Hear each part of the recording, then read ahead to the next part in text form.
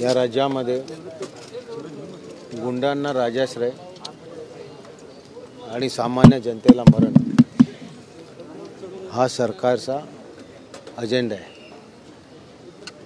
Police स्टेशनला गोळीबार आणि महाराष्ट्रातील नामांकित गुंड हे मुख्यमंत्र्यांच्या अवतीभोवती काय करणार सरकार? सरकार काय न्याय देणार आम्हाला? हे नालायक सरकार आहे आणि हे सरकार असेल तर अशीच गोळीबार होत राहील आणि सामान्य माणसाला मरावं लागेल।